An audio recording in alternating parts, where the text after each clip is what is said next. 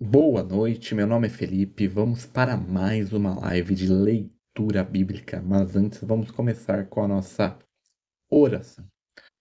Senhor Jesus, que o Senhor esteja conosco do começo ao fim dessa leitura. Que o Senhor traga para essa live todas as pessoas que precisam ouvir a sua palavra que se encontra em Marcos 9. Que o Senhor coloque qualquer palavra em minha boca para a explicação dessa passagem. Agradeço por estar conosco, Senhor. Então vamos lá. A leitura de hoje é Marcos 9, mas antes eu vou ler a introdução do Evangelho segundo Marcos da Bíblia Spurgeon. Autor e período da escrita. Somente um homem carrega o nome de Marcos no Novo Testamento. Desde o segundo século, o Evangelho segundo Marcos tem sido atribuído a ele. Este Marcos, que foi chamado apropriadamente de João, com o sobrenome Marcos, era filho de certa Maria que possuía uma casa de Jerusalém. Atos 12:12. Essa casa foi onde Pedro havia sido liberto da prisão. João Marcos também era sobrinho ou primo de Barnabé, o qual foi companheiro do apóstolo Paulo por várias ocasiões. Colossenses 4:10. Paulo e Barnabé levaram João Marcos como ajudante durante a primeira viagem missionária deles. Atos 12:25 e Atos 13, versículo 5. Porém, Marcos, que provavelmente ainda era um homem jovem, apartou deles em Perge e retornou para Jerusalém. Atos 13:13. Quando Barnabé quis levar seu parente consigo para a próxima viagem, Paulo não quis. Isso causou uma separação. Atos 15:39. Atos 15 do 31. Ressurgiu nas cartas de Colossenses e Filemão. Colossenses 4:10 e Filemão 1:24. Agora o encontramos em Roma, com Paulo preso. Na segunda epístola de Timóteo, pouco antes de sua morte, Paulo pede para Timóteo traga Marcos com ele que agora era um ajudante muito proveitoso. Segunda Timóteo 4:11. Paulo também é mencionado em 1 Pedro 5:13. Aqui Pedro chama de filho, provavelmente para indicar a proximidade espiritual do relacionamento com Marcos. Não apenas Paulo, mas Pedro também era próximo de Marcos. De acordo com as tradições mais antigas, Marcos deve ter escrito seu evangelho com base em sermões, informações que Pedro deu para os crentes em Roma. Até os dias de hoje, essa tese baseia-se em Tomado. No entanto, para dividir corretamente esse evangelho, não é necessário conhecer essas tradições. Em vez disso, a profunda ocupação com o conteúdo e estrutura desse livro da Bíblia, inspirada pelo Espírito Santo, são essenciais. Não é possível determinar com precisão de escrita desse evangelho. As opiniões dos cientistas variam entre 55 e 70 depois de Cristo. Assuntos e propósito dos escritos. O Evangelho segundo Marcos é o evangelho mais curto e na apresentação mais densa.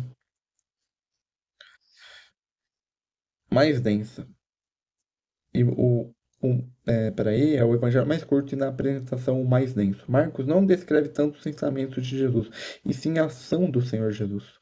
Muitas vezes Marcos usa o tempo presente em sua narrativa em vez de tempos passados. A palavra e, no grego ethos, é muito marcante e aparece mais de 40 vezes. Nem a genealogia nem o nascimento de Jesus são mencionados. Marcos inicia pelo relato do ministério do Senhor Jesus. Desde o primeiro capítulo, o Senhor Jesus retirava-se para um lugar tranquilo com muita frequência do que é mencionado nos outros evangelhos. Marcos 1:12, Marcos 1:35, Marcos 6:31, Marcos 6:46, Marcos 7:17, Marcos 7:24, Marcos 9:2, Marcos 11:19. Marcos menciona principalmente com frequência que o Senhor Jesus queria que suas ações fossem tornadas públicas. Marcos 1:34, Marcos 1:44, Marcos 3:16, Marcos 5:44, Marcos 7:36, Marcos 8:36, Marcos 8:26 e Marcos 8:30 e Marcos 9:9 e Marcos 9:30. Os discípulos não chamam Jesus de Senhor, ele é chamado de Cristo, ungido, apenas 7 vezes. Todas as peculiaridades mostram que o assunto desse evangelho é apresentar a Cristo como servo de Deus. Ele não é apenas o prometido de Israel, como o Evangelho de Mateus, mas também o verdadeiro servo do Senhor, comparar com Isaías 42, 1 ao 9, 49, 1, 6, 52, do 13 ao 15 e Zacarias 3, 8. De acordo com as suas próprias palavras, ele não veio para ser servido, mas para servir e dar vida ao resgate de muitos. Marcos 10, 45. Mas o Senhor também é apresentado como verdadeiro profeta do Evangelho. Compare com Deuteronômio 18, 19. Como tal, ele anunciou as boas novas de Deus, do Evangelho. Esta palavra-chave aparece 8 vezes em Marcos, os 4 vezes em Mateus e nenhuma vez em Lucas, exceto o verbo grego evangelizar.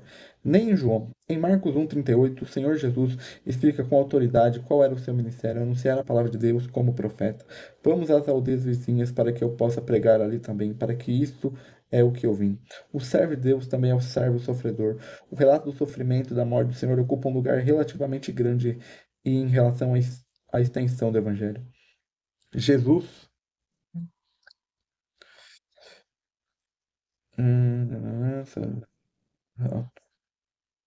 O Senhor Jesus anuncia seu sofrimento futuro a seus discípulos por 4 vezes. Marcos 8:31, Marcos 9:12, Marcos 9:31, Marcos 10, do 32 ao 34. Como pode ser visto na visão geral dos 4 evangelhos, Marcos, diferente dos outros 2 evangelhos sinóticos, tende a realizar eventos em ordem cronológica. Peculiaridades. Coisas peculiares do Evangelho de Marcos. Embora Marcos tenha escrito o Evangelho mais curto, ele relata fatos que não aparecem em outros evangelhos. Destes, os seguintes: 2 milagres. O surdo com dificuldade na fala, Marcos 7, 31, 37. O cego em Batseba, Marcos 8, 22 a 29. 2 parábolas. A semente que cresce por si mesma, Marcos 4, 26 e 29. E o chamado à vigilância, Marcos 13, 34 e 37. As pessoas de Marcos.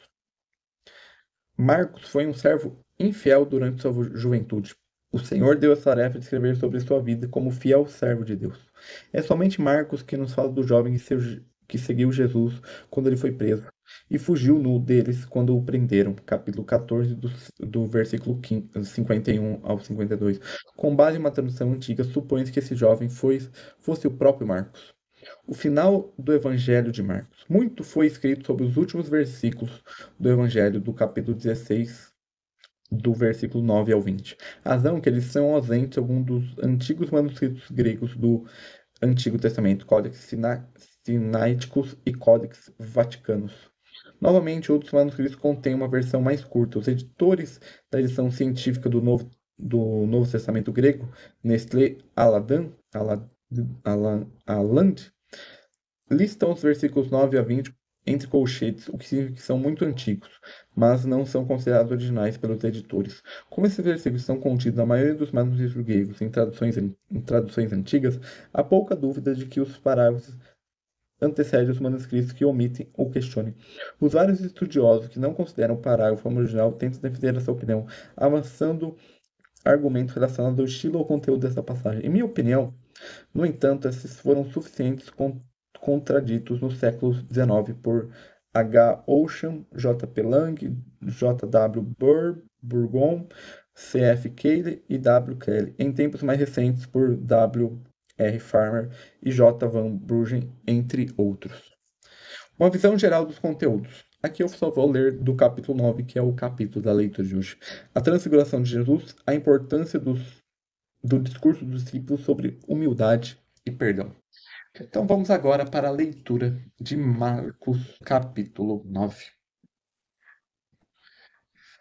Capítulo que retrata a transfiguração de Jesus. Eu vou ler na versão da Bíblia King James atualizada, versão da Bíblia Spurgeon, a versão fiel a 1611, mas eu sempre começo com a King James atualizada. Então vamos lá para Marcos, capítulo 9. A transfiguração de Jesus. Então lhes falou Jesus: com toda certeza vos asseguro que alguns dos aqui que estão de modo algum passarão pela morte, e até vejam o reino de Deus chegando com poder. Passados 6 dias, tomou Jesus consigo Pedro, Tiago e João, e os conduziu a um lugar retirado no alto de um monte, onde puderam ficar a sós, e ali ele foi transfigurado diante deles. Suas vestes se tornaram alvas, de um branco reluzente, como nenhum lavadeiro em toda a terra seria capaz de alvejá-las.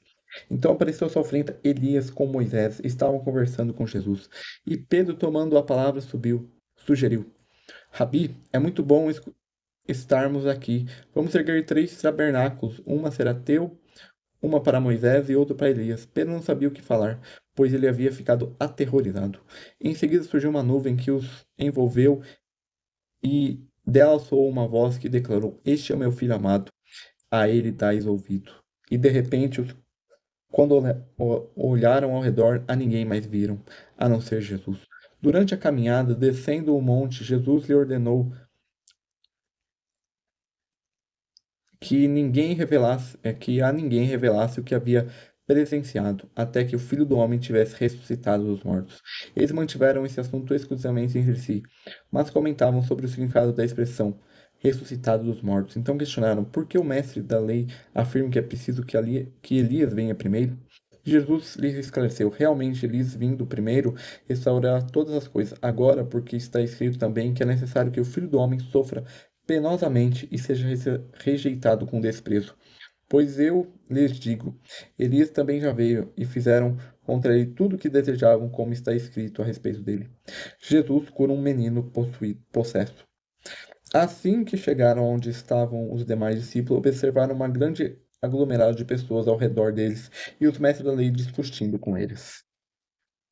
Logo que a multidão percebeu Jesus, tomada de surpresa, correu para ele e o saudava. Então Jesus dirigiu aos, a palavra aos escribas e os inquiriu: O que discuteis com eles? Contudo, um homem no meio da multidão replicou: Mestre, trouxe-te o meu filho que está tomado por um demônio que o impede de falar. Onde quer que esteja, o toma, joga-o no chão, então ele espuma pela boca, arranja os dentes e fica todo enrijecido.